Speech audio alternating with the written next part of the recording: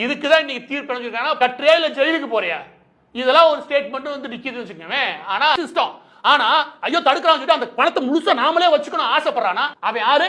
அவன் பேராசை பிடிச்சவன், கணக்கு இல்லாம காசுக்கு ஆசை பிடிச்சு அலையிறவன். அவன் தான் இப்படி மறைக்கணும்னு நினைப்பான். ஆனா இந்த விவகாரத்தை பொறுத்தவரைக்கும் 100% சொல்வேன், விஜய் குற்ற பின்னணி கொண்ட நபர் தான், 100% குற்றவாளி தான், குற்ற எண்ணம் கொண்ட நபர் தான், ஊழல் செய்யறதுக்கு 100% தகுதியான நபர் தான்.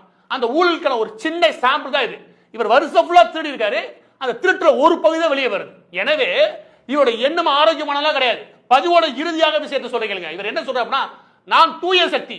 ஏப்பா தூய சக்தி, நீ செஞ்ச காரியத்தை கொஞ்சம் நீனே வந்து விளக்கமா சொல்லு பார்ப்போம். எங்க மீடியாவை சந்திக்க சொல்லுங்க. நான் கேட்கிறேன் 1000 கேள்வி.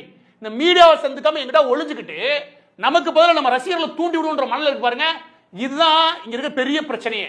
ரசிகர்களை இதை எப்படி நம்ப வைக்கலாம்? நம்ம பிஜேபி அரசு எதிர்த்தோம் இல்லையா, திமுக எதிர்த்தோம் இல்லையா, அதனால வழக்கு போட்டு இப்படி பண்ணிட்டாங்க. இப்படி கூட திருப்பிடுவாங்க. இதையும் நம்புறதுக்கு ஒரு பெரிய தற்கூரி கூட்டமே இருக்கு. அதெல்லாம் நம்புறீங்களா? இதையும் நீ நம்புறடா, இவனையா நம்புறீங்களா? இதையெல்லாம் சேர்ந்து தூய சக்தியடா. எனக்கு தெரிஞ்சு தமிழ்நாட்டில் வாழ தகுதியே இல்லாத ஒரு குடும்பம் இருக்கு. தமிழக மக்கள் பலருமே பூமிக்குள்ள போனதுக்கு ஒரு கும்பல் இருக்கு. இந்த கும்பல்ரா லாட்டரி கும்பல்ரா, போலி லாட்டரி கும்பல். லாட்டரி ஆதரவு வச்சு வாழக்கூடிய இவரு தூய சக்தியா? நான் கேட்கிறேன். இவனை பக்கத்தில் வச்சு இவரால அரசியல் கட்சி நடத்த முடியுதுன்னா நீ கேட்க மாட்டேன்னு தெரியுது.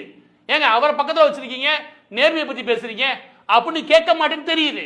ஏன்னா ரசிகர்னா அடிமடா, அடிமை குட்டி நாய் மாதிரி தெரியுதா? என் வீட்டுல கட்டி போட்ட குட்டி நாயும் நீ ஒண்ணு அப்படின்ற மனநிலைக்கு வந்துடுறாங்க. அதனால எந்த விளக்கமும் சொல்ல தேவையில்லை, என்னோட ரசிகர்கள் பார்த்துப்பான் அப்படின்ற மனநிலைக்கு இவர் போயிட்டாரு.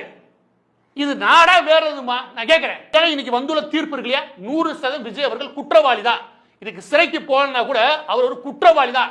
அந்த குற்றவாளிக்கு பக்கத்தில் நிக்கிற இவர் பாருங்க, இவன் பெரிய குற்றவாளி. இதுங்க தூய சக்தியா?